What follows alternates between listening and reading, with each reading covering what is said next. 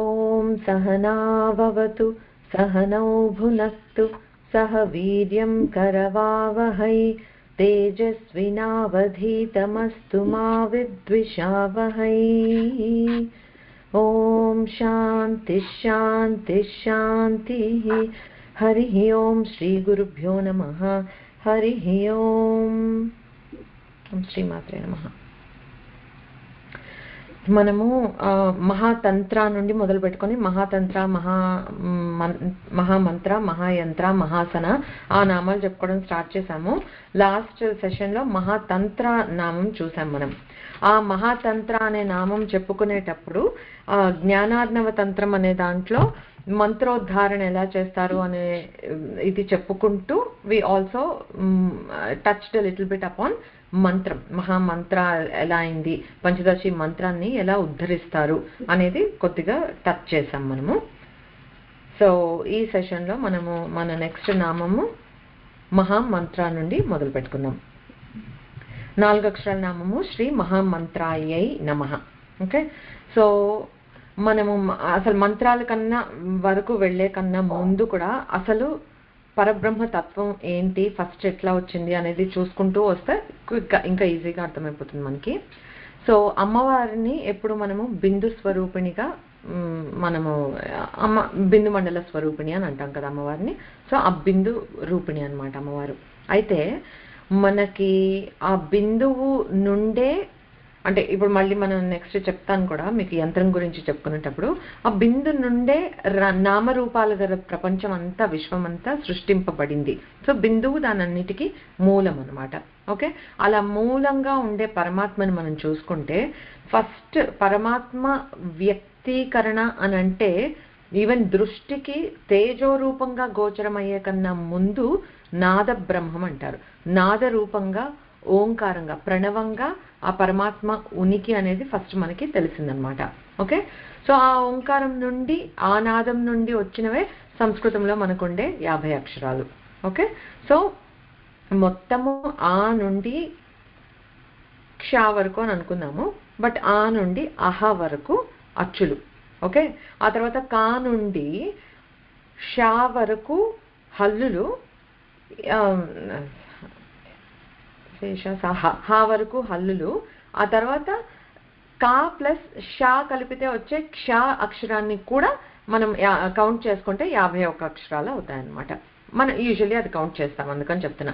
లేకపోతే మామూలుగా వచ్చినవైతే 50 అక్షరాలు మనకు వచ్చాయి. ఓకే, ఆ 50 అక్షరాలు నుండి వస్తే అచ్చులు చూసుకుంటే మనకి ఆ నుండి అహ వరకు ఉండే అచ్చులు, కా నుండి హా వరకు ఉండే హల్లులు అన్నాం కదా. హల్లులకి స్వతంత్రత లేదు, లైక్ డజంట్ మేక్ ఎనీ ఏమీ అవ్వదు. అందుకే మనకి గుణింతాలనే వచ్చాయి కదా. సో వాటికి ఒక్కొక్క అచ్చుని చేరిస్తే ఒక్కొక్క హల్లుకి ఇట్స్ మేకింగ్ సమ్ సౌండ్ అనమాట. క, ప, క, చ, ట, త, ప, లేకపోతే కా, కి, కు, క, ఏదనాలన్నా సరే ఆ అచ్చులు వచ్చి తగిలితేనే అవుతుంది.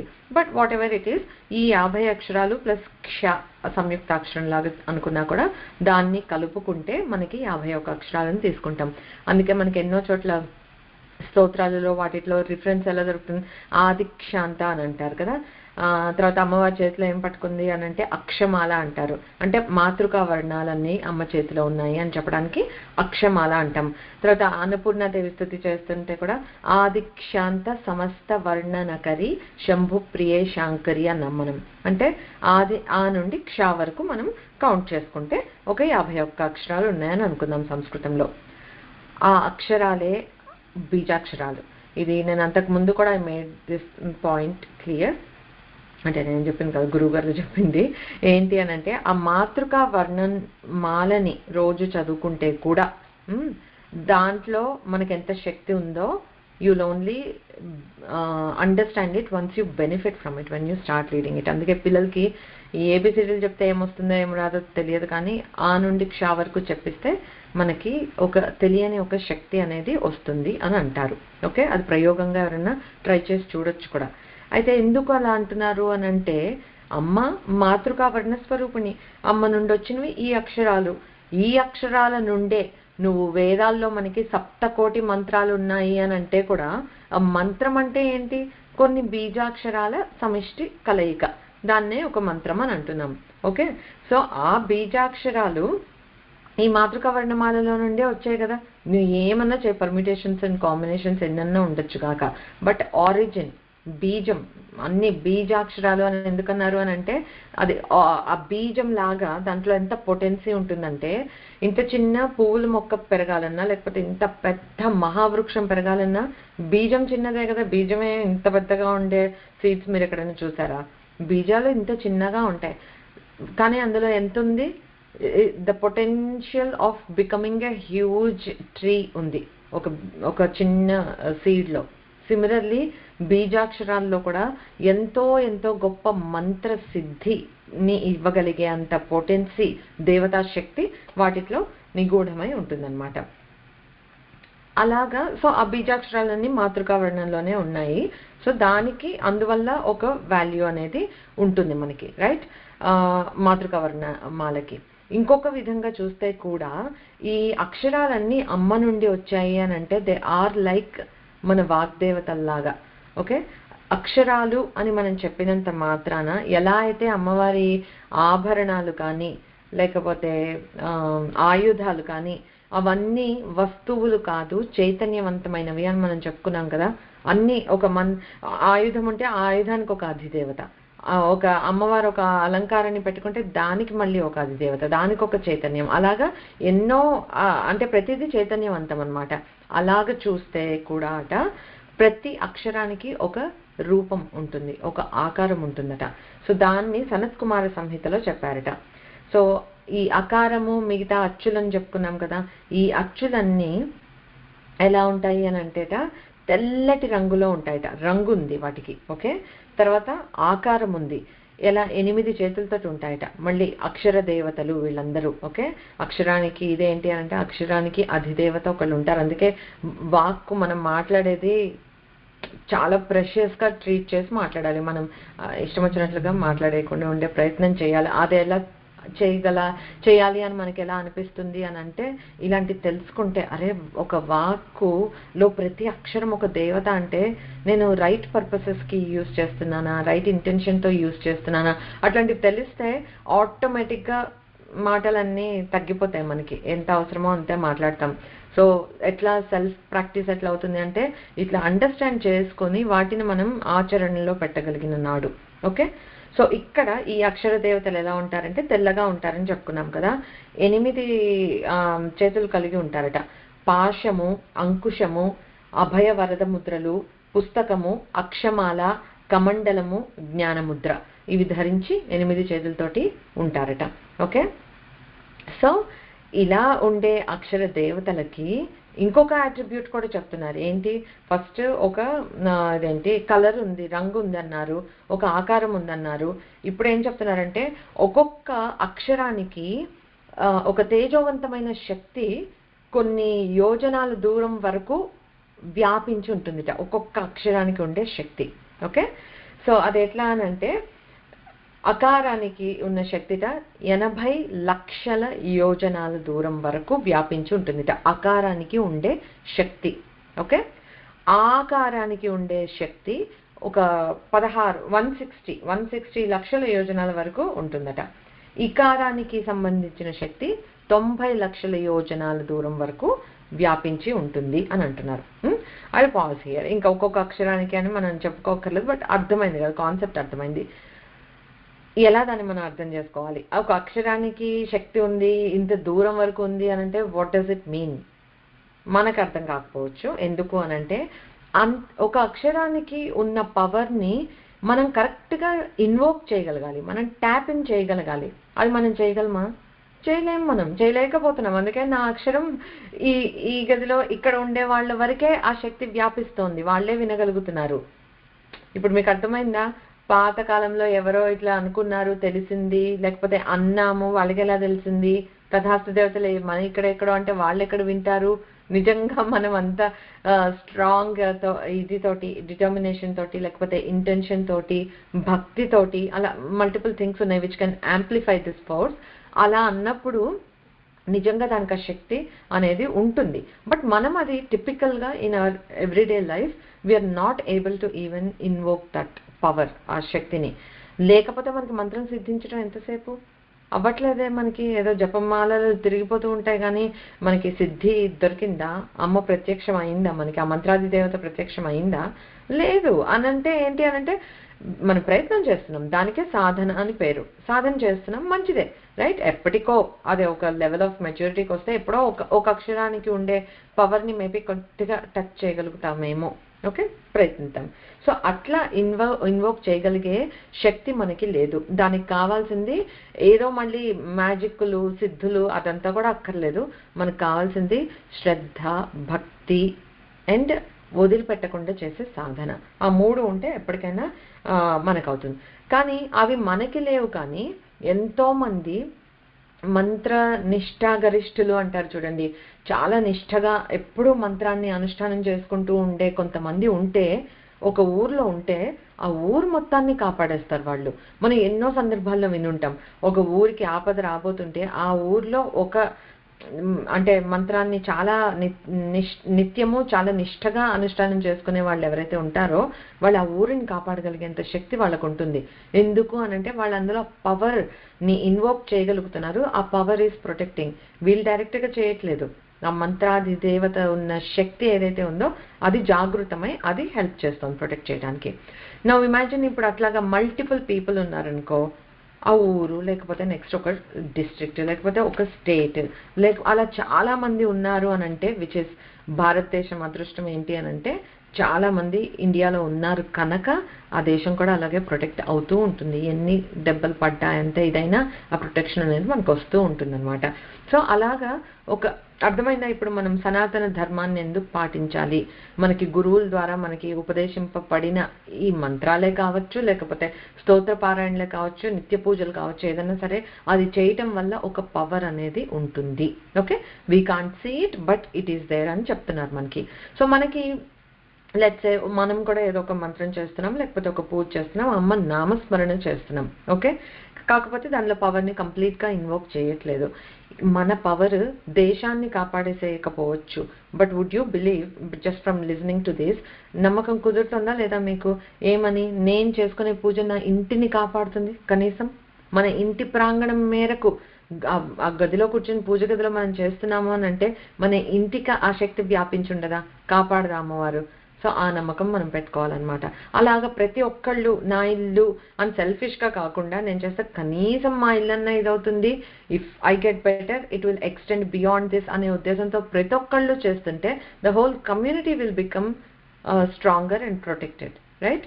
సో అది మంత్రం చేయటంలో అది మనం నమ్మాలి, ఆచరించాలి, చేస్తూ ఉండాలి. బట్ ఐ ఫీల్ లైక్ ఆ రేడియస్లో ఆ ప్రొటెక్షన్ అనేది ఉండి తీరుతుంది అని నేను నమ్మి తీరుతాను. ఓకే, ప్లేస్కే చెప్పట్లేదు.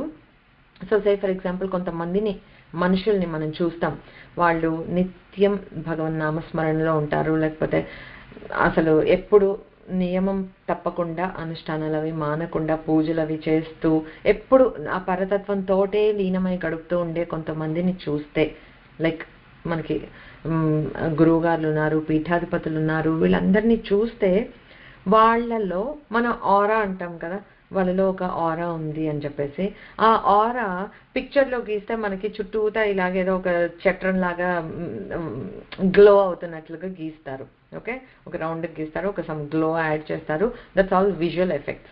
మనం when we say that like వీళ్ళ ఫేస్ లో ఒక ఆరా ఉంది అని, we can't see that, right? మన నేకెడ్ ఐకి మనము చూడలేం వాళ్ళ చుట్టూ ఏ ఆరా ఉంది అని. చూడగలిగే వాళ్ళు ఉన్నారు, అలాంటి సిద్ధులు ఉండేవాళ్ళు కొంతమంది ఉంటారు. వాళ్ళు చూస్తూనే నిన్ను నీ చుట్టూతా ఎలాంటి ఆరా ఉంది, నువ్వు ఏ దేవుడిని స్మరిస్తున్నావు, ఏ మంత్రం చేస్తున్నావు ఇప్పుడు అనేది వాళ్ళు చెప్పగలుగుతారు. ఎందుకంటే మనం మంత్రం చేస్తున్నాము అని అంటే ఆ మంత్రానికి సంబంధించిన దేవత మన దగ్గరే ఉండి తీరుతుంది. Whether we tune in to it or not is up to so many different variables, కానీ దేవత ఉంటుంది. చూడలేం మనం, దట్స్ ఓకే. ఆ నమ్మకం పెట్టుకొని మనం చేస్తూ ఉండాలి. అయితే ఇలా ఆరా ఉంది కొంతమందిలో అని మనకు అనిపించినప్పుడు ఫిజికల్గా మనం నిజంగా వాళ్ళ చుట్టూతో ఏం చూడలేం. ఓకే, కానీ మనలాంటి వాళ్ళం ఆరా ఎలా ఐడెంటిఫై చేస్తాము అని అంటే వాళ్ళని చూడంగానే ఆడవాళ్ళు అయితే అమ్మవారిని చూసినట్లే అనిపిస్తుంది. కొంతమందిని చూస్తే అసలు ఫేస్ చూస్తే చాలా తనివి తీరిపోయినట్లుగా లేకపోతే ఆది దంపతుల్లా ఉన్నారు, పార్వతీదేవిలాగా ఉన్నారు అని అనుకుని ఉత్తి పుణ్యానికి మనకి వాళ్ళు ఎవరో తెలియకపోయినా ఓ నమస్కారం చేసుకోబుద్ధి అవుతుంది వాళ్ళని చూస్తే. నా దృష్టిలో అదే ఆరా. అంటే వాళ్ళు ఉపాసన అంతా ఇదిగా నిష్ఠగా చేసుకుంటున్నారు అని అర్థం ఉంటే అది ఫేస్లో రిఫ్లెక్ట్ అయి తీరుతుంది. శాంతంగా సౌమ్యంగా ఉంటారు. ఆ దైవీ కళ అనేది అలా ఉట్టిపడుతూ ఉంటుంది. ఇప్పుడు మనం పీఠాధిపతుల్ని చూస్తుంటాం, గురువు గారులు ఉన్నారు, వీళ్ళని చూస్తూ ఉంటాం. వాళ్ళ ప్రెజెన్స్లో ఉంటే ఒక రకమైన శాంతి మనకి. That's nothing but the aura they carry అనమాట. వాళ్ళని చూస్తేనే వీళ్ళకి ఎంత విద్వత్ ఉంది, సాష్టాంగం దండం పెట్టాలి అని అనిపిస్తుంది. అవి అలా ఎందుకు అనిపిస్తుంది అని అంటే మన మనస్సుకి తెలుస్తోంది వాళ్ళలో ఉండే దైవికత ఏంటి అనేది మనకి కొద్దిగా తెలుస్తోంది. కానీ మనము చూడలేం విజిబుల్గా, బట్ ఫీల్ అవ్వగలుగుతున్నాము అంటే మనలో కొద్దిగా సాత్వికత ఉంది అని అర్థం. So tap into more. అందుకే సత్సంగం ఇట్లాంటివన్నీ, ఆ సద్వస్తువు మీద మనం టైం గడపటం ఎందుకు ఇంపార్టెంట్ అంటే we are building that capability within us too. ఆరో రావాలని కాదు, అసలు కనీసం ఉన్నది గ్రహించాలి అన్నా, దానికి రిసెప్టబుల్గా మనం ఉండాలి అన్నా కూడా దానికి మనకి సాధన ఉపయోగపడుతుంది అనమాట. సో నీ బాడీ నువ్వు నిరంతరం అలా భగవన్నామ స్మరణ చేస్తూ లేకపోతే మంత్రం మననం చేస్తూ ఉంటే ఒక చార్జ్డ్ మ్యాగ్నెటిక్ ఫీల్డ్ లాగా అయిపోతుంది మన బాడీ. అదే దాన్నే ఐ ఫీల్ లైక్ ఏదైతే ఎమిట్ అవుతూ ఉంటుందో శక్తి, అదే నాకు ఆరా అనిపిస్తుంది. సో ఆ మ్యాగ్నెటిక్ ఫీల్డ్ మనది స్ట్రాంగ్గా ఉండాలి అని అంటే మనం కూడా తప్పకుండా సాధన చేస్తూ ఉంటే అట్లా శక్తి రేడియేట్ అవుతూ ఉంటుందన్నమాట. That simple. కానీ కంటిన్యూస్గా సాధన చేస్తూ ఉండాలి. సరే, ఇందాక మనం బీజాక్షరాలని చెప్పుకున్నాం కదా. ఎంత చెప్పాను, ఈ సప్తకోటి మంత్రాల్లో ఏ దేవతా మంత్రమైనా, మళ్ళీ శ్రీ విద్యకి సంబంధించిన మంత్రమే అని కూడా అనట్లేదు, అయ్యవారికి సంబంధించిన మంత్రము, సౌర మంత్రాలు, గాణపత్యానికి సంబంధించినవి, షణ్ముఖుడికి సంబంధించి ఎనీ, ఇంకా అసలు you name any form of వైదికమైన దేవతలవి సంబంధించిన మంత్రాలు అన్నీ ఈ మాతృకా వర్ణమాలలో ఉండే 51 అక్షరాల నుండి వచ్చినవే కదా. దాన్ని దాటి ఇంకొకటి ఎక్కడైనా క్రియేట్ చేయబడిందా? ఎక్కడైనా చేస్తే అది కరెక్ట్ కాదు. ఓకే, మనకి already. So one thing we need to keep in mind is, కొత్త మంత్రాలు ఎవరైనా నేను ఒక ఈ కాంబినేషన్ తోటి నీకు ఒకటి రాసిస్తాను, ట్రై దిస్ అని చెప్పి ఎవరో ఇచ్చారు అనుకో, నెవర్ యాక్సెప్ట్ దట్. ఎందుకు అనంటే మనకి మన గురువు ఒక మన అర్హతని బట్టి లేకపోతే మనకి ఉండే అవసరాన్ని బట్టి ఒక మంత్రాన్ని ఉపదేశిస్తారు. మంత్రాలు ఎట్లా ఉంటాయి అని అంటే చిన్న లైక్ మన కెమికల్ ఫార్ములాస్లో ఇటు ఎలిమెంట్ రాయటం వల్ల నీకు కాంబినేషన్స్ వల్ల వచ్చే అవుట్పుట్ మారిపోతూ ఉంటుంది కదా. సిమిలర్లీ ఆ మంత్రాలు అన్నీ 51 అక్షరాలే, కానీ దాని అరేంజ్మెంట్ ఎట్లా పెట్టాము, దేని వెనక ఏది పెట్టాము, దేని ముందు ఏది పెట్టాము, ఎవ్రీథింగ్ విల్ చేంజ్. దాని మంత్రాది దేవత ఎవరు, దాని వల్ల వచ్చే ఫలితం ఏంటి, అన్నీ మారిపోతాయి. ఓకే, అందుకని ఎవరైనా సరే నీకు నేను ఒక కొత్త కాంబినేషన్ ఇస్తాను ట్రై చేయి అని అంటే never ever go for that. ఎందుకు అని అంటే this is very important. Yes, ఈ బీజాక్షరాల నుండే వచ్చాయి. నా అలా అని మనకి లిబర్టీ లేదు కొత్తగా చేయడానికి. మనకి ఋషులు ఇచ్చిన మంత్రాలు కూడా అన్ని వేదాల్లో చెప్పబడినవే. ఓకే, ఇందాక మనం మంత్రోద్ధారణ అని చెప్పుకున్నప్పుడు లాస్ట్ సెషన్లో చెప్పుకున్నాం కదా, సౌందర్య లహరిలో ఆ శ్లోకంలో ఎలా నిక్షిప్తంగా పంచదశి మంత్రాన్ని పెట్టేశారు అనేది అలా ఉంటుందన్నమాట. సో డైరెక్ట్గా నీకు ఎక్కడ ప్రింట్ మంత్రాలు అని దొరకవు, బట్ ఇట్లా ఉద్ధారణ చేయాలి అనమాట. అది ఒక పద్ధతి. సో ఆ మంత్రాన్ని క్రియేట్ చేసింది ఎవరు? మంత్ర స్రష్ట. మంత్రాన్ని సృష్టించిన వాళ్ళు అని అంటే అది పరమాత్మ. భగవంతుడి నుంచి వేదాలు వచ్చాయి, అపౌరుషేయాలు ఎవ్వరూ చెప్పలేదు. ఓకే, అవి భగవంతుడు నా ఈ అవతారానికి ఇవి బీజాక్షరాలు. అవి ఎట్లా అగైన్ మళ్ళీ అంతా డీకోడెడ్గా ఉంటాయన్నమాట, కోడెడ్గా ఉంటాయి. వాటిని డీకోడ్ చేసి దర్శించిన వాళ్ళు. ఓకే, సో మంత్రానికి ఇద్దరు ఉన్నారు. మంత్ర స్రష్ట అంటే సృష్టించిన వాళ్ళు, which is none other than పరమాత్మ. ఇంకొకళ్ళు లేరు, అన్యం లేరు. రెండోది మంత్ర ద్రష్ట. ఇది మాత్రం డిఫరెంట్ ఋషులు ఏదో ఒక సందర్భంలో, అంటే వేరే ఇంకొకళ్ళకి ఏదో అవసరమైతే ఇది చేయటానికో, లేకపోతే జస్ట్ వాళ్ళు రెగ్యులర్ మెడిటేషన్ చేస్తూ ఉంటే వాళ్ళకి ఒక మంత్రం వినిపించి ఆ మంత్రాది దేవత కనిపించి తద్వారా వాళ్ళు ఒక మంత్రాన్ని పొందారనమాట. దేవుడి నుంచి డైరెక్ట్గా ఆ పొందిన మంత్రాలని వాళ్ళు రచించారు. అందుకని ఋషులందరూ ఎప్పుడు మంత్ర ద్రష్టలు. దే డిడ్ నాట్ క్రియేట్, మనకేదో అన్న వేదాలు చదివేసుకున్నాం కదా వచ్చు కదా అని వాళ్ళేం క్రియేట్ చేయలే. వాళ్ళకి ఆ మెడిటేటివ్ స్టేట్లో వాళ్ళకు ఒక థాట్ని అమ్మవారు ఇస్తే అది తద్వారా వచ్చినవి వచ్చాయి. సో మంత్రస్రష్ట మాత్రం భగవంతుడే, మంత్ర ద్రష్టలు మాత్రం ఋషులు. అందుకే ఆ రెస్పెక్ట్ చూపటానికే మనం ఏ మంత్రాన్ని చేసుకున్నా న్యాసం అవి చేసుకునే ముందు ఆ ఋషి ఎవరు అనేది తప్పకుండా స్మరించే చేసుకుంటాం అనమాట. సో అది వాళ్ళ తపశ్శక్తితోటి వాళ్ళు దర్శించగలిగారు. మనకు అది లేదు. కానీ గురువు మనకి ఏంటి, ఇప్పుడు నీకు ఉన్న పరిస్థితిలో నీకేంటి అవసరం, ఆరోగ్యమా, చదువా, లేకపోతే ఉద్యోగమా, పెళ్ళా, లేకపోతే పిల్లల, రకరకాలు ఉంటాయి కదా. అలాంటి వాటి కోసం నీకు ఆ క్షణానికి ఇవ్వచ్చు. లేదా చక్కగా హాయిగా నీకు ఇహము పరము అన్నీ సిద్ధించేటట్లుగా ఏదో ఈ మంత్రం చేసుకో చాలు, ఇంకేం అక్కర్లేదు, ఎట్టోటు చూడొద్దు అని చెప్తే కళ్ళు మూసుకొని మనం అదే పాటించాలన్నమాట. సో అలాగా అవి ఈ బీజాక్షరాలు అన్నీ ఇప్పుడు చెప్పుకున్నట్లుగా మనం వచ్చింది అమ్మవారి నుండే కనుక అమ్మ మహామంత్ర అని మనం చెప్పచ్చు అనమాట. ఎందుకనంటే వేదాలు శృతి సీమంత సింధూరి నామం దగ్గర చెప్పుకున్నాం. వేదాలు వేద మాతలు మాతగా రూపం ధరించి నిరంతరం అమ్మవారిని సేవించుకుంటూ ఉంటాయట. అలాగా ఇప్పుడు చెప్పుకున్నాము ఒక్కొక్క అక్షరానికి ఒక అక్షరాధి దేవత ఉంటారు అని. ఆ దేవతలందరూ కూడా వాగ్దేవతల్లాగా నిరంతరం అమ్మవారిని ధ్యానించుకుంటూ ఉంటారు. అంటే ఈ సప్తకోటి మంత్రాలు ధ్యానిస్తున్నది ఎవరిని? అమ్మవారిని. అందుకని అమ్మ మహామంత్ర. ఓకే, సో అది ఈ నామం. నెక్స్ట్ నామం వచ్చి మహాయంత్ర. ఇది కూడా 4 అక్షరాల నామము. శ్రీ మహాయంత్రాయై నమః. ఓకే, యంత్రం అని అంటే అగైన్ మళ్ళీ మీరు గుర్తుంటే కనుక ఇవి చెప్పుకున్నాం మనం ఆల్రెడీ. సర్వ యంత్రాత్మిక అనే నామం దగ్గర చెప్పుకున్నాము. ఇక్కడ మహాయంత్ర. సో ఈ మహాయంత్ర అంటే, so I try to condense it little bit. అక్కడ చెప్పుకొని డీటెయిల్ చెప్పుకునే ప్రయత్నం చేద్దాం. బట్ ఒక క్విక్ రిఫ్రెషర్ ఏంటంటే, యంత్రం అని అన్నాము ఒకటి అని అంటే ఒక శక్తికి కేంద్రం, అది ఒక ఆధారం అన్నమాట. ఓకే, సో ఆ మంత్ర ఏదైతే ఒక మంత్రం ఉందో ఆ మంత్రము, దాని దేవత, ఈ రెండిటి శక్తిని ఒక దాంట్లో మనం పెట్టాలి, బంధించాలి. సో దట్ మనం ఆరాధన చేసుకోవడానికి. ఓకే, యంత్రాలు ఎందుకు అంటే మనం ఆరాధన చేసుకోవడానికి. ఈ యంత్రం లేకపోతే ఆ మంత్రాల దేవతకి ఉండడానికి ప్లేస్ లేదు, ఏమి కాదు కదా. బట్ మనము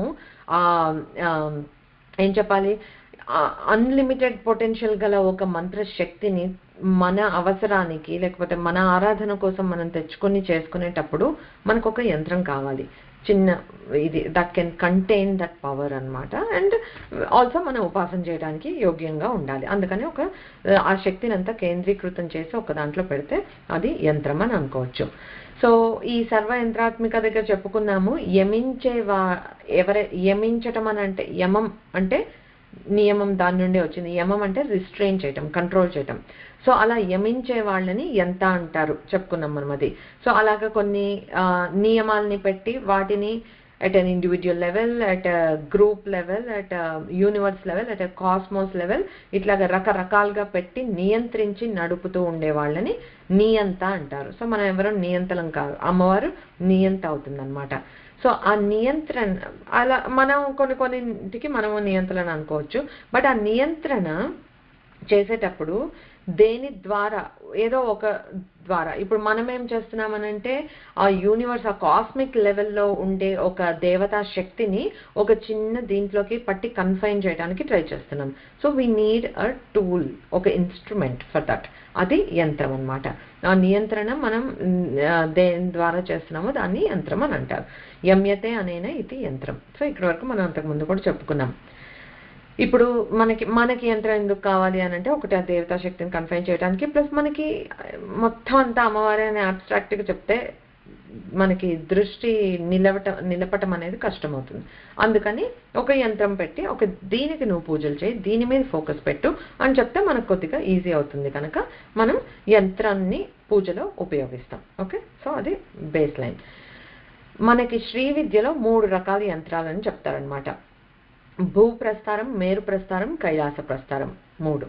ఓకే, భూప్రస్థారం అంటే అగైన్ మళ్ళీ మనకు తెలుసు డిఫరెంట్ వర్డ్స్. అంటే భూప్రస్థారం అంటే ఏంటంటే శ్రీ యంత్రం అని అనుకోవచ్చు మనం దీన్ని. ఓకే, శ్రీ యంత్రం అంటే ఏంటి?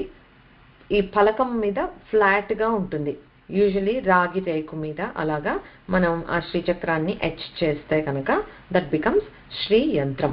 ఓకే, సో అది చూసే ఉంటారు మీరు చాలా మంది. ఇట్స్ అ 2-dimensional వ్యూ, ఫ్లాట్గా ఉంటుంది. దాని మీద కూడా మళ్ళీ చతురస్రాలు ఉంటాయి, వృత్తాలు ఉంటాయి, త్రికోణాలు ఉంటాయి, పద్మాలు ఉన్నాయి, అన్నీ ఉన్నాయి. ఓకే, సో బట్ అంత ఫ్లాట్ 2D, అది శ్రీ యంత్రం. ఇట్స్ అ ఫ్లాట్ రేకు. తర్వాత అది భూప్రస్థారం. మేరు ప్రస్థారం అంటే ఏంటి అనంటే, ఇమాజిన్ దట్ సేమ్ ఫ్లాట్ ఆ రేకు, దాంట్లో బిందువు ఉంది కదా సెంటర్లో, ఆ బిందువుని పట్టుకొని మనం దాన్ని ఎక్స్పాండ్ చేస్తే అంటే పైకి ఎలాంగేట్ చేస్తే కనుక అది ఒక మేరువులాగా తయారవుతుంది. ద పిక్చర్ డయాగ్రమెటికల్లీ మనకి అది ఎక్కడ ఏ ఆవరణ తర్వాత ఏ ఆవరణ అనేది ఫ్లాట్గా ఉన్నప్పుడు సేమ్ ఆ స్ట్రక్చర్ ఏం మారదు. దాన్ని మనం ఇలా ఎలాంగేట్ చేసి 3Dగా చేసినప్పుడు నౌ ఇట్ బికమ్స్ 3-dimensional. అంతకుముందు లెంత్ విడ్త్ ఉంది, ఇప్పుడు ఏంటంటే వీఆర్ యాడింగ్ హైట్ ఆల్సో. ఆ హైట్ యాడ్ చేసేటప్పటికి అదొక పర్వతం లాగా, మేరు పర్వతం లాగా కనిపిస్తుంది. దానికే శ్రీచక్రాన్ని మేరువు అని కూడా అంటామన్నమాట, మేరు ప్రస్థారం. ఓకే, సో ఇందులో కూడా ఆ 9 ఆవరణలే ఉంటాయి. మీరు చూస్తే తర్వాత భూపురం అని అవి చూస్తాము, తర్వాత మళ్ళీ వృత్తాలు చూస్తాము, అష్టదళ కోణాలు అవి పద్మాలు చూస్తాము, ఆ తర్వాత త్రికోణాలు అవన్నీ చూస్తాము, చివరికి బిందువుకి వస్తాం. బట్ బిందువు is on the top. Okay, that becomes your మేరు ప్రస్థారం అనమాట. ఈ మేరు ప్రస్థారంలో ఎట్లా అనంటే మనకి స్థూలంగా ఇప్పుడు ఆ బిందువు నుండి మనకి వాట్ ఇట్ డినోట్స్ ఈజ్, ఆ బిందువు నుండి విశ్వం మొత్తం వచ్చింది. బిందువుగా ఉన్నప్పుడు అది శివశక్తి ఐక్య రూపం, నో కదలిక, నథింగ్. ఎప్పుడైతే అది స్పందన కలిగిందో ఫస్ట్ ఇచ్చా జ్ఞాన క్రియాశక్తులు ఆ ట్రయాంగిల్ అనేది వచ్చింది, దాని నుండి సమస్త విశ్వము వచ్చిందనమాట. సో దానికి సింబాలిక్గా ఆ మేరువు కూడా అలా చూసుకోవచ్చు మనం. కైలాస ప్రస్థానం అనేది థర్డ్ది కదా. కైలాస ప్రస్థారం నేను చూడలేదు. కైలాస ప్రస్థారం కూడా 3-dimensional వ్యూనే, లైక్ మేరు ప్రస్థారం లాగానే ఉంటుంది. కాకపోతే డిఫరెన్స్ ఏంటి అనంటే దీనికి ఆ నిర్మించే పద్ధతి కొంచెం డిఫరెంట్గా ఉంటుంది. And it is also based of శక్తిపీఠాల ఆధారంగా అట్లాగా ఏదో చేస్తారు అని అంటారు. బట్ మేజర్గా ఏంటంటే అందు మీద 3-dimensional వ్యూ మీద బీజాక్షరాలు ఉంటాయి, మాతృకా వర్ణాలు అవి రాసి ఉంటాయి అన్నమాట. సో అది యూజువల్గా టెంపుల్స్లోనే ఉంటుందట, మామూలుగా గృహాల్లో పెట్టుకొని పూజ చేసుకునేటట్లుగా ఉండదు అని విన్నాను. సో అది ఎక్కడో దేవాలయాల్లో ఉంటుంది అని అనుకుందాం. సో మనం ఎక్కువగా చూసేది ఈ భూప్రస్థారం అంటే రేకు మీద యంత్రాన్ని చిత్రీకరించటం, లేదు అనంటే మేరు ప్రస్థారం విచ్ ఇస్ శ్రీచక్రం. ఓకే, యంత్రం మంత్రమయం, మంత్రం దేవతామయం. సో యంత్రాన్ని మనం ఎప్పుడూ ఒక వస్తువుగా చూడకూడదు. యంత్రం ఉంది అనంటే మంత్రమయం, అది మంత్రం అంటే దేవతామయం. చెప్పుకున్నాం మనం వాగ్భవకూటము, మధ్యకూటం, శక్తికూటం, అలా అమ్మే ఇంకా.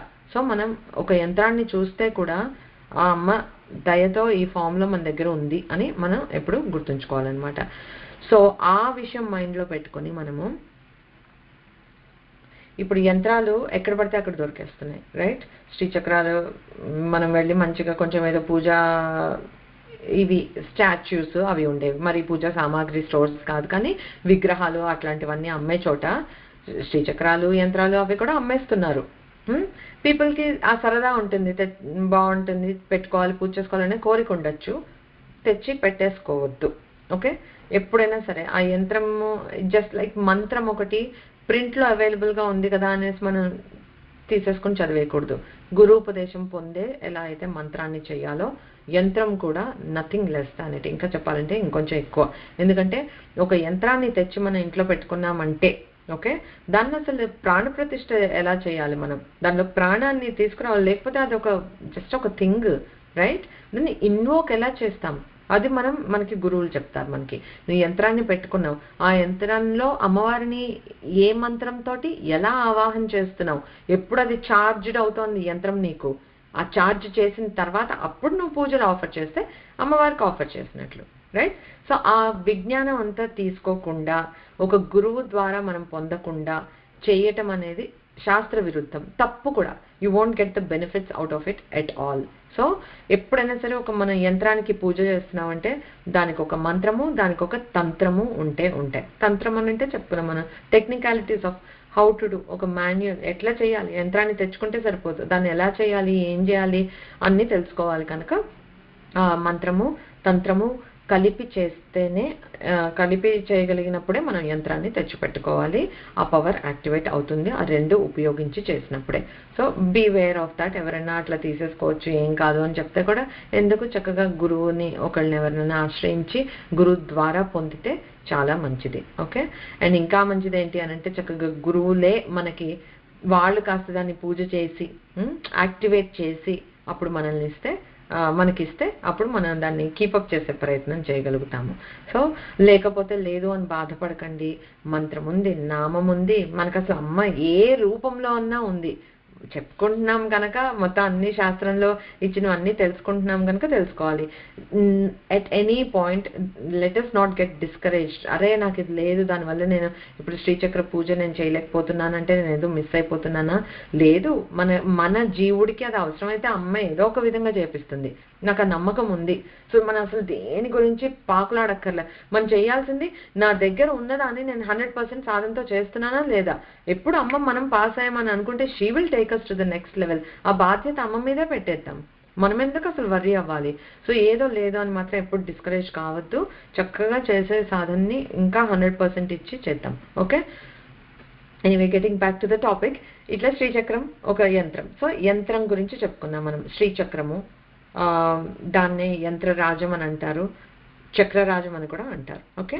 ఆ శ్రీచక్రం గురించి చెప్పుకుంటున్నాం ఇక్కడ. యంత్రం మనం అది భూప్రస్థారం, మేరు ప్రస్థారం, కైలాస ప్రస్థారం 3 విధాలుగా ఉంటుంది అని చెప్పుకున్నాం.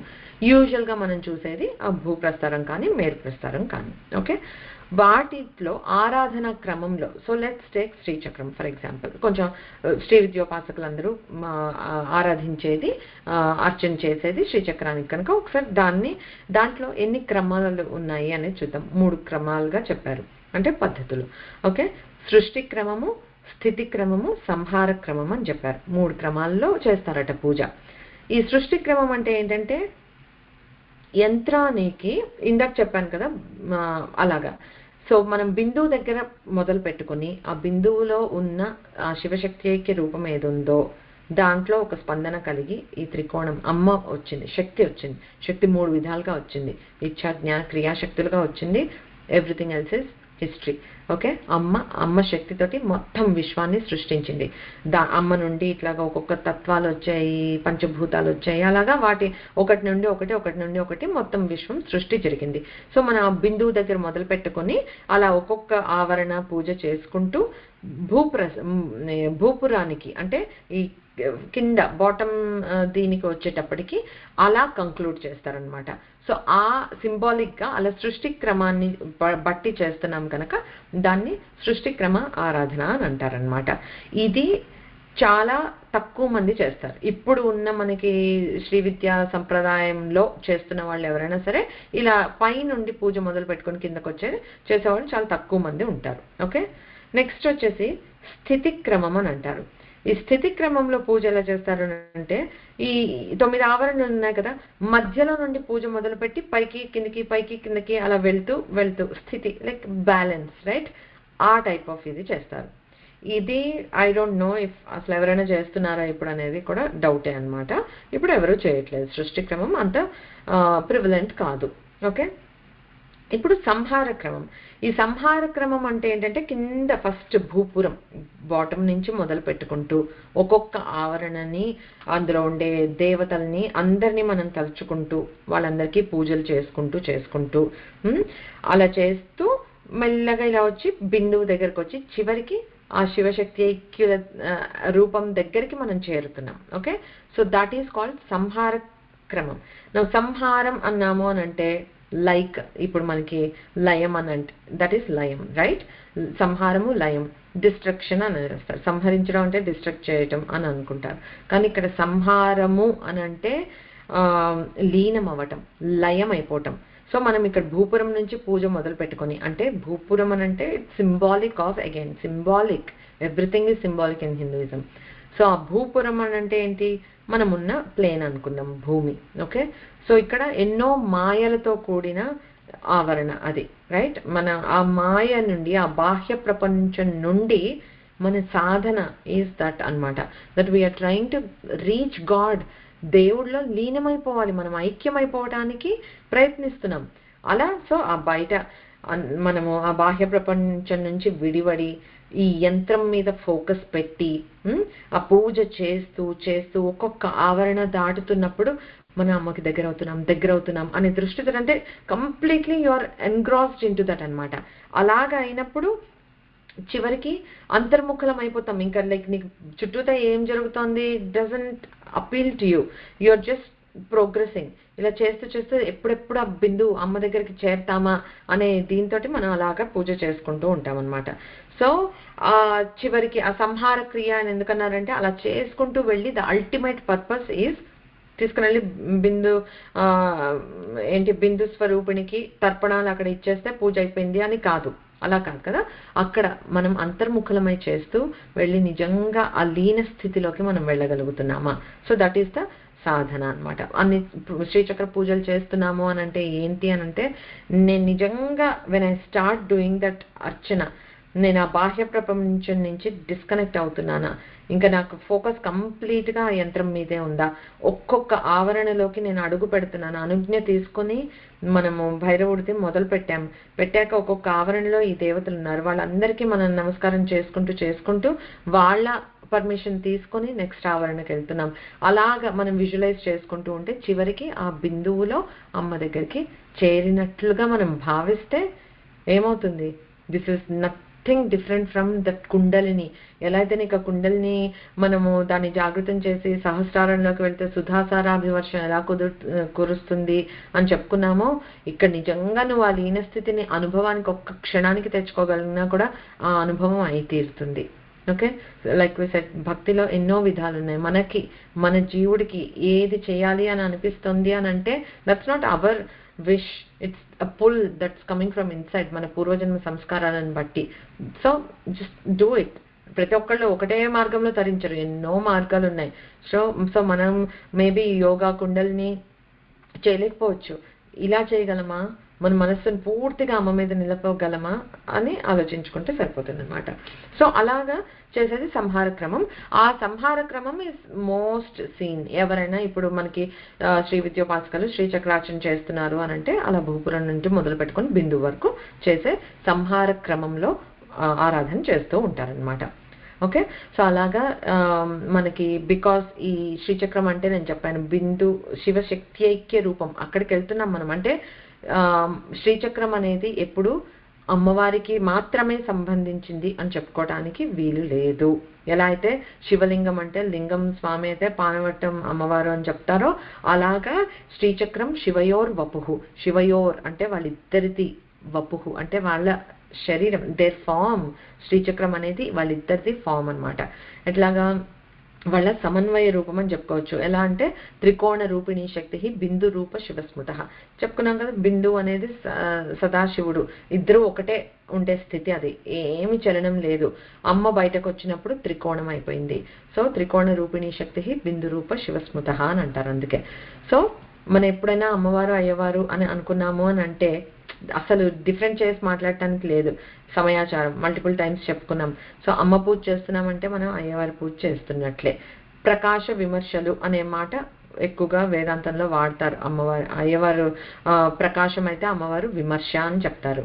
సో ఇప్పుడు బిందువు లేనిదే త్రికోణం లేదు. ఓకే, త్రికోణం లేనిదే బిందువు లేదు. ఇట్లా మనం దీంట్లో చూసుకుంటే అంటే ఏంటి, అసలు ఆ శివుడు లేకుండా ఆ సంకల్పం అంటే ఆయనలో ఆ ఇది చలనమే రాకపోతే అమ్మ ఈ శక్తిగా బయటకు వచ్చేదే కాదు.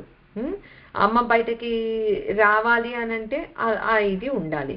So they are mutually dependent అనమాట, ఎక్స్క్లూసివ్ అస్సలు కాదనమాట. ఇప్పుడు శివుడు దీపం వెలుగు చెప్పుకుంటాం, శివుడు దీపం అయితే అమ్మవారు వెలుగు అని ప్రకాశం అక్కడ. అయితే దీపం ఉంది, ఓకే, వెలుగు లేదు అంటే వెలిగించలేదు మనం. అప్పుడు చీకటిగా ఉంటే అసలు దీపం అక్కడ ఉంది అనే ప్రకటన కూడా అవ్వదు మనకి. దీపం ఉంది, లైక్ శివుడు బిందులో ఉన్నాడు అంతే. Nothing happened at that point. There is no సృష్టి, నథింగ్. ఎప్పుడైతే ఆ దీపం వెలిగిందో దాని వెలుగు మొత్తం వ్యాపించింది. సో దీపం లేకుండా వెలుగు లేదు, వెలుగు లేకుండా దీపం కనిపించదు టైప్లో సేమ్ థింగ్ అప్లైస్ ఫర్ శివుడు అండ్ పార్వతి అన్నమాట. సో అలాగా అది శ్రీచక్రం గురించి. ఎందుకు ఆ శివ సమన్వయం ఉన్న యంత్రం కనుక ఇది యంత్రరాజం అని చెప్పుకోవచ్చు. అమ్మవారు శ్రీ మహారాజ్ఞి అన్నాం కదా, అలాగే అమ్మవారి యంత్రం కూడా మహాయంత్రం అవుతుందన్నమాట. మనకి ఈ ఆవరణలో ఉండే దేవతలు అవి ఒకవేళ అమ్మవారు అనుగ్రహిస్తే ఎప్పుడైనా ఒకసారి నేమ్స్ అన్నా ఒక్కసారి చెప్పుకునే ప్రయత్నం చేద్దాం ఇన్ ఫ్యూచర్ నామాలు వస్తే. బట్ ప్రస్తుతానికైతే మనకి మణిద్వీప వర్ణన మనం చదువుతూ ఉంటే కనుక నీకు ప్రతి ఆవరణలో చాలా డీటెయిల్గా ఉంటుంది. అగైన్ ఐ ఎంకరేజ్ యూ, నేను కూడా రికార్డ్ చేసి పెట్టాను యూట్యూబ్ ఛానల్లో మణిద్వీప వర్ణన సంస్కృతంలో. మనందరం ఆ మాత్రం చదవగలుగుతున్నాం, వారు నేర్చుకునే ప్రయత్నం చేస్తున్నాం కనుక సంస్కృతంది వినండి, చాలా బాగుంటుంది. తెలుగుది చిన్న పాట చిన్నదే కదా, సంస్కృతంలో ఎక్కువ శ్లోకాలు ఉన్నాయి. బట్ అబ్బా ఏం డీటెయిల్, ఎంత బాగుందో. I enjoyed thoroughly when I was recording that. ఒక్కొక్క చోట అసలు బాగుంది చాలా, ఆ డీటెయిల్ చాలా ఇంపార్టెంట్. సో ఎప్పుడైనా చదవండి, చదివితే మీకు తెలుస్తుంది. సో బేసిక్గా చెప్పొచ్చేది ఏంటంటే ఆ అమ్మవారి ఆ 9 ఆవరణలు దాటుకుంటూ మనం ఈ బిందు స్వరూపానికి వెళ్తామని చెప్పాను కదా, ఆ శ్రీచక్రంలో మనము టచ్ చేయని దేవతా స్వరూపం అనేది లేదు, ఇంక్లూడింగ్ గురువులు. ఓకే, గురుమండలం అంతా ఒక దగ్గర ఉంటుంది. సో గురువులు కూడా ఉంటారు, దేవతా స్వరూపం అందులో లేనిది లేదు తెలుసా. You'll be amazed. ఇంకోటి అయితే వేరే దేవత ఎవ్వరూ లేరు ఒకటి అలా ఫోకస్డ్గా ఉంటుందేమో. శ్రీ విద్యలో లేని దేవత మంత్రం లేదు, శ్రీచక్రంలో లేని దేవత లేరు. Okay, so keep that also in mind. సర్వదేవతా స్వరూపమైన యంత్రం కనుక శ్రీచక్రం మహాయంత్రం. అది another way of looking at it. So ఈ శ్రీచక్రం మనం ఇందాక చెప్పుకొని సంహార క్రమంలో చెప్పాం, మనం మాయ నుండి మనల్ని బయటపడేసి దేవుడిలోకి లీనం అవ్వటానికి మనకి ఇది ఒక ఇన్స్ట్రుమెంట్, ఒక యంత్రం ఉపయోగపడుతుంది, మనకి ఆధారం అవుతుంది. ఓకే, దానివల్ల అంటే ఇది మళ్ళీ ఇహానికి పరానికి రెండిటికి మోక్షాన్ని ప్రసాదించగలిగే విద్య, మోక్ష విద్య. శ్రీ విద్యని బ్రహ్మ విద్య అని అంటారు. ఓకే, ప్రతి మంత్రము మోక్షకారకం కాదు. Okay, we're very got to be very knowledgeable about that. ఏంటి అని అంటే ఒక్కొక్కటి జస్ట్ నీకు అది ఆరోగ్యాన్నే ఇస్తుంది, దాని డెప్త్ అంతే, దాని పర్పస్ అంతే. అలాగ కొన్ని అలా ఉంటాయన్నమాట. శ్రీ విద్యలో ఉండే మంత్రాలు కానీ అమ్మని ఆరాధిస్తే కానీ, అమ్మ కదా అన్నీ చూసుకుంటుంది A to Z. మనకి బేసిక్ చిన్న కోరికలు ఉంటే అవన్నా సరే, పెద్ద కష్టాలు వచ్చినా సరే, చివరికి అల్టిమేట్లీ ఇవేవి కాదు మోక్షం కావాలి అన్నా కూడా ఇవ్వగలిగేది. అందుకే శ్రీ విద్య పరమ విద్య, బ్రహ్మ విద్య. సో దానికి సంబంధించిన యంత్రం మహాయంత్రమే అవుతుంది. దానికి ఏం చెప్తారంటే దర్శనం సర్వ సౌభాగ్యం, స్పర్శనం పాపనాశనం, అర్చనం మోక్షదం ప్రోక్తం, యంత్రరాజమిదం శుభం. అంటే దర్శనం వల్ల సర్వ సౌభాగ్యాలు దొరుకుతాయి, స్పర్శిస్తే చాలు, స్పృశించటం వల్ల పాపనాశనం అవుతుందిట. అర్చనం మోక్షదం, భక్తిగా అర్చన చేశాము అని అంటే జన్మరాహిత్యమే, ఇంకా మోక్షాన్ని ఇచ్చేస్తుంది.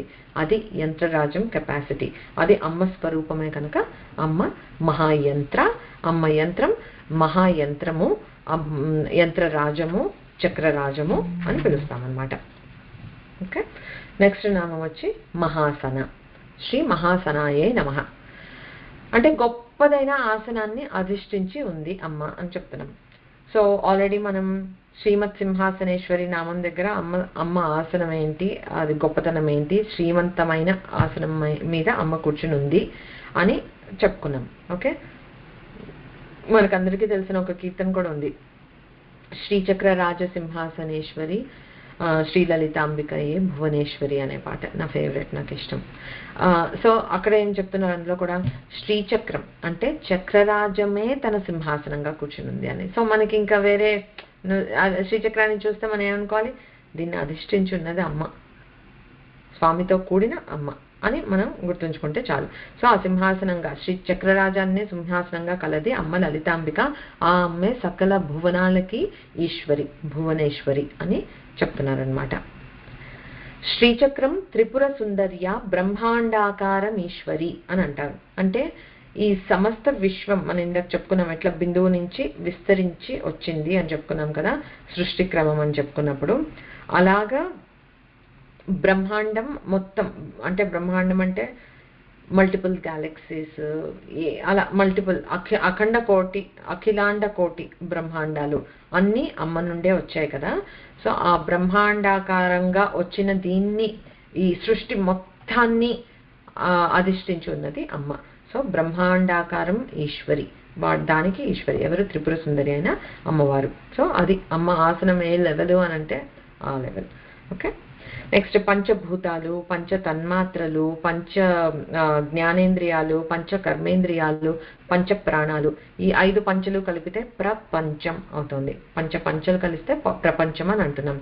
ఈ మొత్తం ప్రపంచాన్ని, ఈ వీటితో కూడిన తత్వాల్ని, వీటన్నిటినీ అధిష్ఠించి ఉన్నది అమ్మవారు. ఎందుకంటే అమ్మ నుండే అన్ని ఈ సృష్టిలో ఇవన్నీ వచ్చాయి కనుక, ఈ ప్రపంచాన్నే ఆసనంగా కలిగింది కనుక మహాసన. ఓకే, ఇందాక చెప్పుకున్నాం మనము అమ్మవారు ఆభరణాలు కానీ ఆయుధాలు కానీ అన్ని జడం కావు, అవన్నీ చైతన్యవంతమైనవి అని చెప్పుకున్నాం కదా. సిమిలర్లీ అమ్మ ఆసనం కూడా జడమైన ఒక వస్తువు కాదు. సో ఒక వస్తు తుల్యంగా చూడలేము. అమ్మ ఆసనానికి కూడా మనం అంతే ఇది ఇవ్వాలి. అందుకే మహాసన అయిందనమాట. ఎందుకంటే అమ్మ అధిరోహించింది. It's very simple. మహా అయిన అమ్మ అధిరోహించింది కనుక అమ్మ ఏ ఆసనం మీద కూర్చున్నా కూడా అది మహాసనమే. బట్ అసలు అమ్మ దేని మీద కూర్చుంది అంటే అది చైతన్యవంతం అయిపోతుంది వెంటనే, ఫుల్ ఆఫ్ చైతన్యం అనమాట. జడత్వం అనేది ఇంక అసలు ఉండదు. అమ్మ మన జీవితంలోకి వస్తే కూడా అంతే, చక్క చైతన్యంతో ఫుల్ ఆఫ్ ఎనర్జీ లాగా ఉంటాం. So withdrawal from the world అట్లా అనుకున్నాం అనుకో, అంటే మనం కొంచెం వైరాగ్యాన్ని కూడా మనం సాధనగా అలవర్చుకోవాలి అని చెప్పాం. That doesn't mean that you look very dull, withdrawn, అట్లాగా నీరసంగా, నిస్సత్తుగా, ఇంట్రెస్ట్ లేనట్టుగా అలా కాదు. You will be full of energy. Energy will be radiating from you. ఇందాక చెప్పుకున్న ఆరా లాగా రేడియేట్ అవుతూ ఉంటుంది. అంత చైతన్యవంతంగా ఉంటాం అమ్మని మనం ఆరాధిస్తుంటే. ఓకే, సో అందుకే పంచ ప్రేతాసనాసీన అమ్మవారు. ఆ పంచ ప్రేతాలు అమ్మ ఆసనం, వాటి మీద అమ్మ ఎప్పుడైతే కూర్చుందో అవే పంచబ్రహ్మాసనం అయిపోయింది. పంచబ్రహ్మాసన స్థితి అయిపోయింది అమ్మవారు అప్పుడు. ఎందుకంటే అమ్మ కూర్చోగానే ప్రేతాలలో కూడా చైతన్యం వచ్చి బ్రహ్మత్వం వచ్చేసింది అనమాట. సో అలాగా. సో అవే కాకుండా ఇంకొక మహా ఆసనం ఏంటంటే మనం ఎన్నో ఆసనాలు చూస్తాం. ఏవో స్టార్ స్టడడో, జెమ్స్ స్టడడో, లేకపోతే ఏదో ఫ్యాన్సీగా ఉండేవో చూస్తాం. బట్ అమ్మ మన దహరాకాశంలో, మన హృదయ పీఠాన్ని అధిష్ఠించి ఉంది. మనకి అత్యంత క్లోజ్గా. ఇంతకన్నా గొప్ప ఆసనం మనం అమ్మవారికి ఇవ్వలేం. సో అమ్మకి మన హృదయంలో చక్కగా ఒక మంచి పీఠం వేసి అమ్మని ఆసీనురాలు కా అమ్మ అని చెప్పి, స్థిరోభవ అని చెప్పి ఎప్పుడు మనం అక్కడే ఉంచుకుంటే మన హృదయ పీఠమే అమ్మకి మహా ఆసనం అయిపోతుంది అనమాట. That's the best we can do in offering ఆసనం ఫర్ మహాసన అయిన అమ్మవారికి. ఓకే, సో నెక్స్ట్ నామం వచ్చి మహాయాగ క్రమారాధ్య. అది 8 అక్షరాల నామంగా చెప్పుకోవాలి అని అంటే శ్రీ మహాయాగ క్రమారాధ్యాయై నమః. అంటే ఇక్కడ ఏం చెప్తున్నాము? యాగ క్రమారాధ్య అంటే ఒక క్రమంగా, ఒక క్రమ పద్ధతిలో ఆరాధింపబడుతుంది. ఎట్లాగా? ఒక మహాయాగ క్రమ పద్ధతిలో ఆరాధింపబడుతోంది కనుక మహాయాగ క్రమారాధ్య అయింది అమ్మవారు. ఓకే, క్రమం అంటే పద్ధతి. ఏ పనిలో అయినా సరే ఒక పద్ధతి, ఒక క్రమం ఉంటే ఆ పని సక్సెస్ఫుల్ గా అవుతుంది. మనకందరికి తెలిసిందే కదా, డిసిప్లిన్ ఉండి తీరాలి. ఏదైనా చేయాలంటే ఫస్ట్ కావాల్సింది discipline. Everything else will fall in place. మనం ఇప్పుడు ఒక ఎక్సర్సైజ్ చేయాలి, వెయిట్ లాస్, సమ్ గోల్ పెట్టుకున్నాం. You do it every day, little by little, but consistently చేయాలి. సేమ్ థింగ్ మనం స్వాధ్యాయం చేయాలి అని అనుకున్నాం. వారానికి ఒకసారి చదువుతాను సరిపోదు. రోజు నేను ఎంతో కొంత, ఒక శ్లోకమో ఒక పేజో ఏదో ఒకటి పెట్టుకుని నేను చదువుతాను. That's the kind of discipline. So ఒక శిక్షణలో ఒక క్రమం, ఒక పద్ధతి ఉంటే దాన్నే క్రమశిక్షణ అని అంటారు. ఓకే, సిమిలర్లీ ఆరాధనలో ఒక క్రమం ఉంటే క్రమారాధన అని అంటారు. ఆ క్రమారాధనతో మనం ఆరాధిస్తే అమ్మవారు క్రమారాధ్య అని అంటాం. ఓకే, సో ఇప్పుడు భండాసురుడి సంహారం కోసం అమ్మవారు ఈ లలిత దేవిలాగా అవతరించింది. ఓకే, ఇలా అవతరించినప్పుడు ఈ అమ్మ అవతరణ నేను ఇప్పుడు మళ్ళీ అసలు వెళ్ళను బ్యాక్, బట్ మీకు అందరికీ గుర్తుండి ఉంటుంది అనుకుంటాను. In the first classes when we began this, అమ్మ చిదగ్నికుండం నుండి ఎలా వచ్చింది, అసలు దాని ముందు జరిగిన కాంటెక్స్ట్ ఏంటి, చిదగ్నికుండం ఎందుకు కావాల్సి వచ్చింది, అవంతా మనం తెలుసుకున్నాం.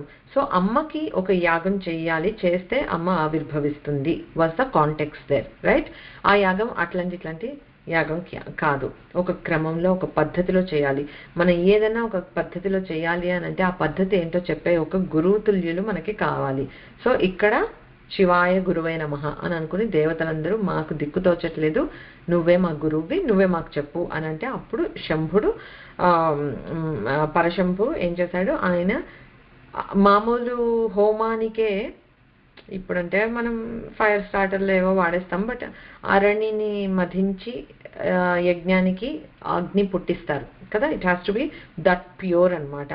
సో అలాంటిది మరి అమ్మవారికి ఇప్పుడు ఒక స్పెషల్గా ఒక యాగం చేయాలి అని అంటే అలా ఈ బ్రహ్మాండంలో పుట్టే అగ్ని కాదు, దానికి అతీతంగా ఉన్న పరశంభు మూడో కన్ను నుండి వచ్చిన జ్ఞానాగ్ని, ఆ చిదగ్ని, దానితోటి రగిలించి యాగాన్ని చేశారు. అది మహాయాగం. ఆ యాగం గురించి అప్పుడు కొద్దిగా చెప్పుకున్నాం, ఎన్ని సముద్రాలని ఎండగొట్టి ఆ హోమకుండం ఎంత పెద్దది, దాంట్లో స్వామి ఇది చేయటం ఏంటి, దేవతలందరూ దాంట్లో ఆహుతి అవ్వటం ఏంటి, అసలు అది మహాయాగం అన్నమాట. ఇంకా దానికి ఇప్పుడు మళ్ళీ డీటెయిల్స్ అన్నీ చెప్పట్లేదు, కానీ I hope you remember that. But అది మహాయాగం, ఆ మహాయాగ క్రమంలో ఆరాధింపబడింది కనుక అమ్మవారు మహాక్రమారాధ్య.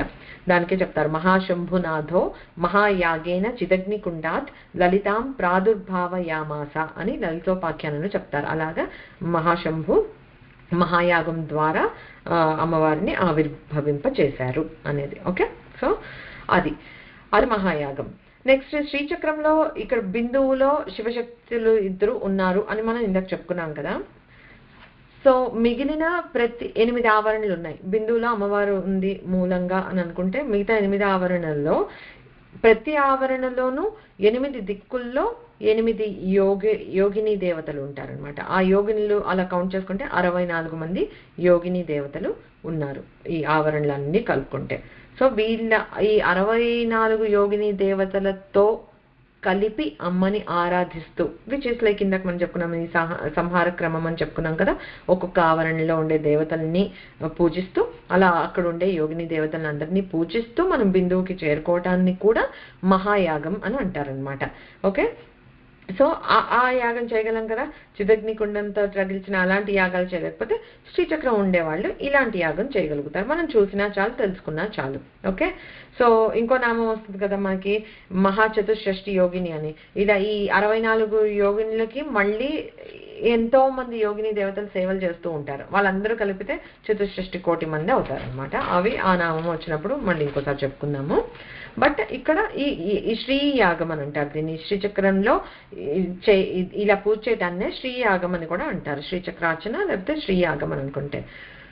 శ్రీయాగం అనేది వేరేది ఉంది. ఏంటి అని అంటే లైక్ అగ్నిహోత్రం పెట్టి ఈ నవావరణలో ఉండే స్వరూపాలన్నీ మనకి ఆహుతులు సమర్పిస్తున్నట్టుగా మనము పూజ చేసే పద్ధతి కూడా ఉంది. కొంచెం తక్కువ, మనం ఎక్కువ చూడం. శ్రీచక్రంలో అర్చన చేయటమే ఎక్కువగా చూస్తాము. బట్ దెర్ ఇస్ ఇప్పుడు చండీ హోమం ఎలా అయితే చేస్తామో అలాగే సిమిలర్ గా శ్రీ యాగం అని అగ్నిహోత్రాన్ని పెట్టి చేసే పద్ధతి కూడా ఉంది. సో అది కూడా మహాయాగమే. ఓకే, మళ్ళీ మహాయాగ క్రమారాధ్య అందుకని. తర్వాత శ్రీ విద్యలో 2 రకాల యాగాలని చెప్తారు. ఓకే, బహిర్యాగము, అంతర్యాగం. బహిర్యాగం అని అంటే ఏంటంటే మంత్రయుక్తంగా లేకపోతే స్తోత్రయుక్తంగా అమ్మవారి విగ్రహానికి కానీ శ్రీచక్రానికి కానీ పటానికి కానీ ఇలా బాహ్యంగా మనం చేస్తుండే పూజ, ధూపదీప నైవేద్యాలు పెట్టి, which we're all very familiar with, right?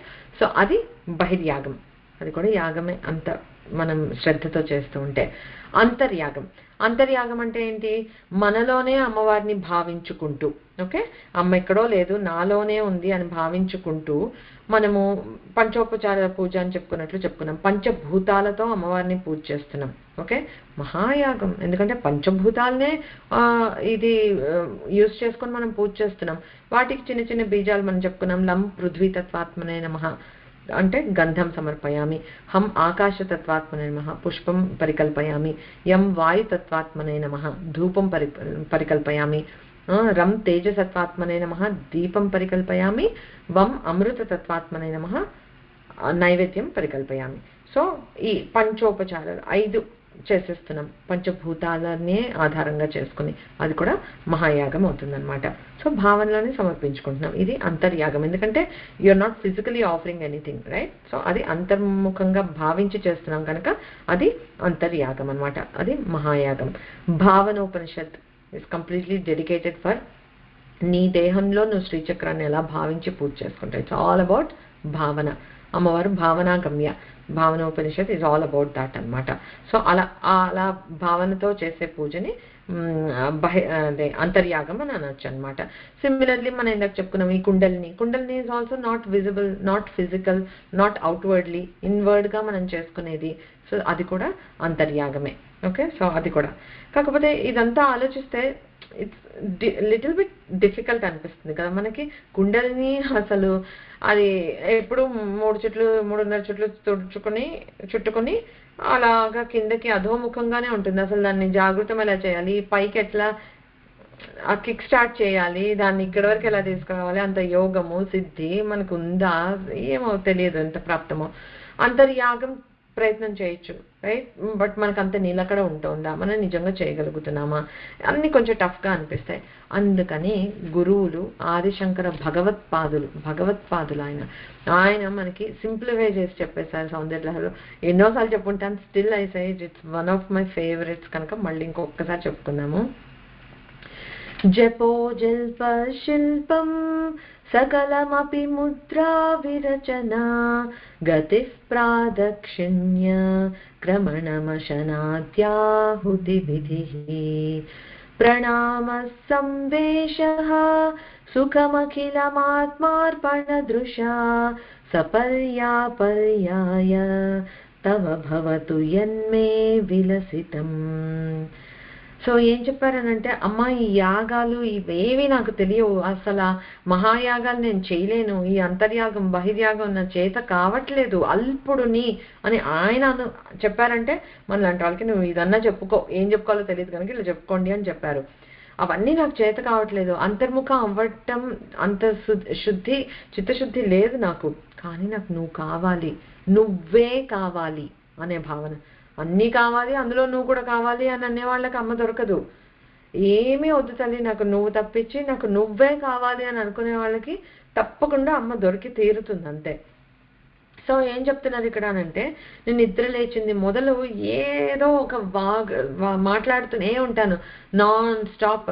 Senseless మాటలు కొన్ని, సెన్స్ఫుల్ ఉండేవి కొన్ని, వర్క్ రిలేటెడ్ కొన్ని, వేరే వాళ్ళతో కొన్ని, గాసిప్స్ కొన్ని, what ever it is, I'm non stop ఏదో ఒకటి మాట్లాడుతూ ఉన్నాను కదా. ఆ మాటలన్నీ నీ జపంగా భావించు, నువ్వు భావించు. ఇక్కడ నేను భావించేంత కెపాసిటీ నాకు లేదు. ఆ భావనోపనిషత్తులో చెప్పిన ఆ భావనలు నేను చేయలేకపోతున్నాను. యు ఆర్ క్యాపబుల్ కదా, నువ్వు భావించు. నేను జస్ట్ మాట్లాడుతూ ఉంటాను, అవన్నీ నీ మంత్రజపంగా నువ్వే భావించేసే తల్లి. ఏదో ఒక పనులు చేస్తూనే ఉంటాయి, ఇదిగో చేతులు ఇలా కదుపుతూనే ఉంటాము, ఏదో ఒకటి చేస్తూ ఉంటా. దాన్ని అంతటికీ నీ ముద్రలు ప్రదర్శించినట్లుగా అనుకో. ముద్రా ప్రదర్శన అనేది ఉంటుంది, దశముద్రలు చెప్తారు. దశముద్రలు అలాగా నేను నీ ముద్రనే ప్రదర్శించాను అని అనుకో తల్లి అని అంటున్నారు.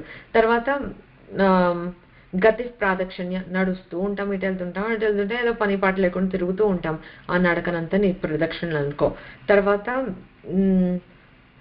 తర్వాత మళ్ళీ అశనాద్యాహుతి విధి అంటే జఠరాగ్నిగా నాలో ఉన్నది నువ్వే, రైట్? నాలో సో నువ్వే, నేను ఏదో తినడానికి వేస్తూనే ఉంటున్నాను, పొట్టలో తాగుతూనే ఉంటున్నాను, something constantly. That digestive fire is non stop running in our body, అది అమ్మవారే. సో నేను ఆ జఠరాగ్నిలో ఏదైతే వేస్తున్నానో అది నీకు హోమంలో నేను వేస్తున్న ఆహుతులు అనుకో. అలా అనేసుకుని అది కూడా నువ్వే భావించు. నిద్రపోతున్నానా, అది నేను నీకు చక్కగా సాష్టాంగ నమస్కారం చేస్తున్నాం అనుకో. నేను ఏదైనా సుఖాలు అనుభవిస్తున్నానా, which we do everyday, right? నేను అనుభవించే ప్రతి సుఖము నీకు సేవ చేస్తున్నట్లుగా భావించు. అంటే నువ్వు భక్తి లేకుండా అమ్మవారి మీద నేను ప్రపంచంతో నేను ఎన్గ్రాస్డ్గా ఉంటాను, నువ్వు మాత్రం ఇలా భావించు అన్న వాడికి అది సిద్ధించదు. నువ్వే కావాలి తల్లి, నువ్వు తప్ప నాకు ఇంకేమీ వద్దు, నాకు ఏం చేత కావట్లేదు, ఇలా ఇన్ని పుస్తకాల్లో శాస్త్రాల్లో చెప్పిన విధంగా నాకు చేత కావట్లేదమ్మా, సో నేను ఇలా ఉంటాను, నువ్వు అలా భావించు. బికాస్ అపార కరుణ అమ్మవి కదా, నువ్వు దయాస్వరూపం కదా, నువ్వు అలా చెయ్యి అని అడిగారనమాట. సో ఇందులో ఇంపార్టెంట్ థింగ్ ఏంటి అని అంటే, ఇవన్నీ చేయని చెప్తున్నాం, ఆత్మార్పణ దృశ అనేది ఇంపార్టెంట్. ఇవన్నీ భావించు అని చెప్తున్నాం. ఎందుకు ఆత్మార్పణ దృశ అనంటే, మనం ఎలా అనుభవించాలి అనంటే, ఎన్నో సుఖాలు మనం అనుభవిస్తున్నాం, సుఖం కోసమే వెంపర్లాడుతున్నాం లైఫ్లో. సో ఆబ్వియస్లీ ఆ సుఖ అనుభవం అనేది చేస్తున్నాం. సో మనం ఏ సుఖాన్ని అనుభవించినా, అంటే సింపుల్ లైక్ ఆకలేసింది అన్నం తినగలిగాం సుఖం, నిద్ర వచ్చింది హాయిగా కంటి నిండా పడుకోవడానికి ఒక మంచి బెడ్ ఉంది, మంచి వెదర్ ఉంది, రైట్, టెంపరేచర్ ఇస్ కంట్రోల్డ్, హాయిగా ఉంది, ఎండ ఉన్నా పడుకోలేం, చలికి వణుకుతున్నా పడుకోలేం, మనకు బాధలేం లేవు కదా. సో అలా అనుభవించే మనం ప్రతి సుఖము తల్లి నువ్విచ్చిందే. నువ్వు చూస్తున్నావు కనుక లేదో ఏ హోమ్లెస్ లాగా బయట లేను, ఎండలని ఇబ్బంది పడట్లే, కరెంటు పోయిందని బాధపడట్లే, హాయిగా కంటి నిండా నిద్రపోగలుగుతున్నాను నీ వల్ల, హాయిగా తిన్నగలుగుతున్నాను, తిన్నది అరిగించుకోగలుగుతున్నాను నీ వల్ల. సో అది ఆత్మార్పణ దృశ అంటే ఏంటి అని అంటే, నేను అనుభవించే ప్రతి సుఖము నువ్విచ్చినదే. అంటే నేను సుఖాలు అనుభవిస్తే నీ సేవగా భావించు అని అంటే కొంచెం ఆడ్గా అనిపించింది కదా. సో బేసిక్గా వాట్ ఇట్ మీన్స్ ఈజ్ ఆత్మార్పణ, రీడ్ ఇట్ విత్ దట్ అనమాట. సో ఈ సుఖాలంతా నువ్విచ్చినదే అనే దీంతో మనం అనుభవిస్తూ ఉండాలి, నెంబర్ 1. ఓకే, నెంబర్ 2 ఏంటి అని అంటే, ఇది నాలో ఉండి అనుభవిస్తున్నది కూడా నువ్వే. Like we have to reach to that level. త్రిపుటి అనేది పోవాలి. అనుభవం వేరు, అనుభూతి వేరు, అనుభవించే వాళ్ళు వేరు, అనుభవం ఇచ్చే వస్తువు వేరు, అట్లా ఏమీ లేదు, అంతా నువ్వే. నేను పొందుతున్న అనుభవము నువ్వే, ఆ సుఖానుభవం నువ్వే, నాలో ఉండి అనుభవిస్తున్నది నువ్వే, దేన్నైతే అనుభవిస్తున్నామో అది నువ్వే, ఇంకేముంది అని ఆ కైండ్ ఆఫ్ ఇది డెవలప్ చేసుకునే ప్రయత్నం చేయాలి. ఏది ఓవర్ నైట్ వచ్చేది సాధన, దీన్నే సాధన అంటారు నా దృష్టిలో. ఇలాంటివే సాధన అంటే. ఎంతసేపు కూర్చుని ఎంతసేపు జపం చేసాము, ఎంత పూజ చేసాము, ఎన్ని పూలు పెట్టి పూజ చేసాము, అవేవి లెక్క కాదు, ఇది పూజ అంటే. ఓకే, నెక్స్ట్ ఒక మంచి దృశ్యం చూసి ఆనందిస్తున్నాం మనం. ఒక నిండు పున్నమి వస్తాం, పౌర్ణమి నాటి చంద్రుడిని చూస్తే బా, ఈ ఆనందం కళ్ళ ద్వారా నేను ఏం పొందుతున్నానో అది ఇది నీకే. ఏంటి అని అనుకోవాలి అని అంటే, నేత్ర పూజ అనుకోవచ్చు. నేత్రాలతోటి అమ్మవారికి పూజ చేస్తున్నట్లే. ఒక ప్రకృతిలో ఒక దీన్ని మనం చూసి ఆనందిస్తున్నాము అని అంటే అది అమ్మవారే. మనకి ఆనందం కలిగించే ప్రతిదీ అమ్మే. సో అది నేత్ర పూజ. మనకి ఇష్టమైనది ఏదో చాలా విన్నాము, విని ఆనందించాము, శ్రవణ పూజ, తిని ఆనందించాము, జిహ్వ పూజ. అలాగే ఏది అనుభవిస్తున్నా కూడా అది నీకే అంకితం, నీ వల్లే అవుతోంది, అనుభవించేది నువ్వే, ఇచ్చేది నువ్వే, అది నీకు పూజే, నేను ఆఫర్ చేస్తున్న సేవే పూజే అని అనుకునే ఇది కావాలి అన్నమాట. అలా మనం అనుకుని ఫస్ట్ థియరిటికల్గా మొదలుపెట్టి ప్రయత్నం చేద్దాం. అలా అనుకుంటూ ఉందాం. న్యాచురల్గా అనుకోవటం అనేది ఫస్ట్ అలవాటు అవుతుంది. అనిపించటం ఇంకా అప్పటికే రాకపోవచ్చు, అనుకోవటం ఫస్ట్ అలవాటు అవుతుంది. వచ్చిన తర్వాత అనిపించటం నెమ్మదిగా స్వాభావికంగా వచ్చేస్తూ ఉంటుంది అనమాట మనకి. సో అప్పుడు దానివల్ల అలా చేయంగా ఏమవుతుంది అని అంటే, ప్రసాద బుద్ధి. చూసినా అమ్మ ఇది నువ్వే ఇస్తున్నావు, నువ్వే చేస్తున్నావు అన్నప్పుడు దేన్నైనా ఎత్తిపెట్టి ఇది బాగుంది, ఇది బాగాలేదు అని మనం డిస్క్రిమినేట్ చేయలేం కదా. ఆ ప్రసాద బుద్ధి అనేది మనకు ఇదైపోతుంది. ఏంటి, ఆఫర్ చేసేది ప్రసాదమే, మనకి తిరిగి ఇచ్చేది అమ్మ ప్రసాదించింది. ఆ రెండు విధాలుగా చూసుకున్నా కూడా ఆ ప్రసాద బుద్ధి అనేది మనకి కలుగుతుంది. అప్పుడు అమ్మ దయ వల్లే మనం బ్రతుకుతున్నాము అనేది మనకి అర్థమైపోతుంది. ఆ తర్వాత దుఃఖాన్ని కూడా అంతే అనమాట. నాకు ఈ దుఃఖాన్ని ఇస్తున్నావా, ఇది కూడా నా అనుభవం కాదు, నీదే. I have nothing to do with this. చాలా కష్టం to get there, but it is possible. ఎంతో మంది అదే స్థితప్రజ్ఞత అని అంటారు, లేకపోతే జీవన్ముక్తావస్థ అంటే అది you are just witnessing your own life. ఎందుకు అనంటే మొత్తం అమ్మే నిండిపోయి ఉన్నప్పుడు who am I'm not confine to this body anymore అనే టైప్ ఆఫ్ పరిపక్వత మనకు అప్పటికి వస్తుందన్నమాట. సో నెమ్మదిగా ఆటోమేటిక్గా ఈ విషయవాంఛల మీద, ఈ తింటే పూజ అవి కూడా దాటిపోయి ఆటోమేటిక్గా లీనమైపోయే స్థితి అనేది మనకు వచ్చేస్తుంది అనమాట. అప్పుడు ఈ శరీరము, మనస్సు, బుద్ధి, మనస వాచ కర్మణ ఏం చేసినా ఏం అనుభవిస్తున్నా అంతా అమ్మమయం అనేది మనకి అలా అనుభవానికి వస్తుంది అనమాట. So I just want to conclude by saying this. Democracy మనం వింటూ ఉంటాం కదా, ఫర్ ద పీపుల్, అంటే by the people, for the people, of the people అని వింటూ ఉంటాం కదా. సో మనకి ఎలా అయిపోవాలి అని అంటే, అమ్మ సాధనలో మనం ఎలా తయారవ్వాలి అని అంటే, ఏది చేసినా బై అమ్మ, ఫర్ అమ్మ అండ్ ఆఫ్ అమ్మ. ఓకే, సో బై అమ్మ ఆర్ త్రూ అమ్మ అంటే అమ్మ ద్వారా ఏది మనకి లభించినా అది అమ్మ ద్వారా. ఫర్ అమ్మ అంటే అమ్మ కోసం, ఏది చేస్తున్నా మనం అమ్మ కోసం చేస్తున్నాము. ఆఫ్ అమ్మ అంటే అమ్మ వల్ల, అమ్మ దయ వల్ల కలిగింది అని అనుకుంటాం. సో అది ఆఫ్. సో అలా చూసుకున్నాము, అది అప్లై చేస్తే అమ్మకి మనము ఇదేమవుతుంది, బై అమ్మ అంటే తత్కృతం, ఫర్ అమ్మ అంటే తదర్థం, అమ్మ కోసం, తత్ అర్థం, తత్ అనే తత్వస్తువు కోసం చేస్తున్నాం. తన్మయం, అమ్మ వల్ల మనకి ఇవన్నీ కలిగాయంటే, అమ్మ నువ్వే అనుభవించేది నువ్వే అని అనుకున్నామంటే ఏమైపోయింది, తన్మయం అయిపోతున్నాం కదా. ఎంత బ్యూటిఫుల్ గా అనిపించింది అంటే నిన్న జస్ట్ ఇట్లా స్ట్రైక్ అవ్వితే హౌ వి రిలేట్ దిస్ అనేది. ఇప్పుడు తత్కృతం అన్నామనుకో, నేను చేస్తున్నాను అనే కర్తృత్వ భావనని తీసి పక్కన పెట్టేసి అమ్మ చేస్తోంది, మంచి కానీ చెడు కానీ, అప్పుడు చెడు ఆటోమేటిక్గా ఇట్ ఫాల్స్ ఆఫ్ వెన్ ఇది మనకి వచ్చింది అని అంటే తత్కృతం. నా జీవితంలో నేను ఏదైనా చేస్తున్నానంటే అది అమ్మ చేపిస్తోంది నా చేత, నాది కాదు. అమ్మ త్రూ అమ్మ నేను ఈ పనులన్నీ చేస్తున్నాను, లేకపోతే నా ద్వారా అమ్మ చేపిస్తోంది. తదర్థం అంటే నేను చేసిన ప్రతి పని పరమేశ్వరి ప్రీత్యర్థం, అంతేగాని సౌభాగ్యఫల సిద్ధ్యర్థం, ఉద్యోగం సిద్ధ్యర్థం అట్లా దాటిపోయి అవన్నీ ఏం చేస్తున్నాం, ఎందుకు చేస్తున్నాం అంటే ప్రీత్యర్థం, అమ్మవారి ప్రీత్యర్థం. తదర్థం అంటే అదనమాట. అంటే ఇందాక చెప్పుకున్నాం కదా, తింటుంటే నీకు ఆఫర్ చేస్తున్నట్టే తల్లి, పడుకున్నా కూడా అది నిద్రా సమాధి స్థితి, నీకు సాష్టాంగ నమస్కారం చేశాను, అలా సమాధిలోకి వెళ్ళిపోయాను, నీతో కలిసి ఉన్న పీరియడ్ వెరీ ప్రెషియస్ నిద్ర అనేది నాకు అన్న భావం వచ్చేస్తుంది. సో అలా ఏది చేస్తున్నా అమ్మకే అనే, అమ్మ కోసం చేస్తున్నాం అని అయిపోతుంది లైఫ్. తన్మయం, నాలో ఈ ప్రాణశక్తి ఎవరు, అసలు ఆ ప్రాణశక్తి లేకపోతే నేను లేను, రైట్? అంటే సింప్లెస్ట్గా చూస్తే కూడా మనకి ఇమ్మీడియట్లీ ప్రాణవాయువు మనం పీల్చడం ఆపేసాము అని అంటే ఇంకా మనకి ఈ బాడీకి ఉనికి లేదు కదా. అంటే సో నియరెస్ట్ మనం రిలేట్ వెంటనే క్విక్గా చేసుకోగలిగేది ప్రాణశక్తి. నాలో ఈ ప్రాణశక్తి లాగా నేను బ్రీదింగ్ చేయాలి అని రిమైండర్లు పెట్టుకొని నేను చేయక్కర్లేకుండా ఆటోమేటిక్గా అయ్యి మన ఉనికికి కారణమై మనమైపోయి ఉన్నది నా ప్రాణం, నా ఉచ్ఛ్వాస, నా నిశ్వాస అయిపోయింది ఎవరు, అమ్మ. అమ్మ ప్రాణశక్తి మనలో, ఆఫ్టర్ ఆల్ మనలో ఉండిపోయి మనతో తన్మయం అయిపోయింది అమ్మవారు. సో ఆ ప్రాణశక్తిగా ఉన్నది అమ్మే, వాక్కుగా ఉన్నది అమ్మే. మనలో నుండి వాక్కులు వస్తున్నాయి అని అంటే ఆ అక్షర స్వరూపం, ఆ నాదము అవన్నీ కలిసి దట్ అగైన్ ఇస్ తన్మయం, మనం అయిపోయింది. అమ్మవారితో అయిపోతేనే మనకు మాటలు వస్తున్నాయి, అప్పుడే మనం బ్రతికున్నాము. సో నా ఆలోచన, నా మాటలు, నేను చేసే ప్రతి పని, నేను చేసే ప్రతి అడుగు, నా సంకల్పము, నా ఇమోషన్స్, ఎవ్రీథింగ్ నువ్వే అమ్మా అని అనుకున్నప్పుడు ఏమైంది, తన్మయమే అయింది. ఆ సంహార క్రమం శ్రీచక్రంలో మనం చేసి అందుకోవాల్సిన స్థితి ఏది అనంటే ఈ తన్మయం, లీనమైపోవటం. And that can be done just like this. మైండ్ని ఒక క్రమ పద్ధతిలో మనం ట్రైన్ చేసుకొని క్రమశిక్షణతోటి డిసిప్లిన్డ్గా సాధన చేస్తూ ఉంటే reachable, this goal is reachable, ఈ తన్మయం అనేది.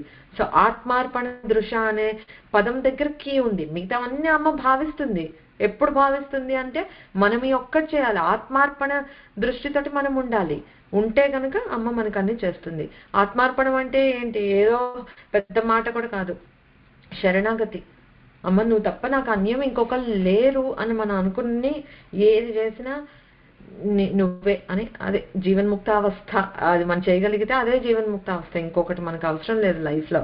బట్ అది మహాయాగ క్రమం అంటే నా దృష్టిలో చిన్న చిన్నగా కనిపించే ఈ పనులని కెన్ లీడ్ అస్ టు అమ్మవారు అని అనే పనులు ఇంకా చిన్నవి అని అనిపించవు, చాలా ప్రెషియస్ అయిపోతాయి.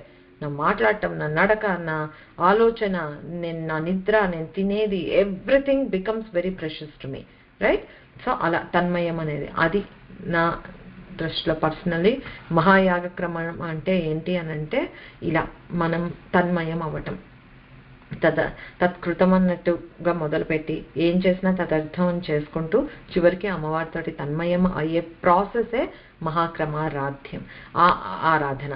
దానిలో మనం అమ్మవారిని ఉపాసిస్తున్నాం కనుక అమ్మ శ్రీ మహాయాగ క్రమారాధ్యాయే నమః. ఓం శ్రీమాత్రే నమః. Will conclude here. ఓం పూర్ణమదః పూర్ణమిదం పూర్ణాత్ పూర్ణముదచ్యతే పూర్ణస్య పూర్ణమాదాయ పూర్ణమేవావశిష్యతే. ఓం శాంతి శాంతి శాంతి. హరి ఓం. శ్రీ గురుభ్యో నమః. హరి ఓం. శ్రీమాత్రే నమః.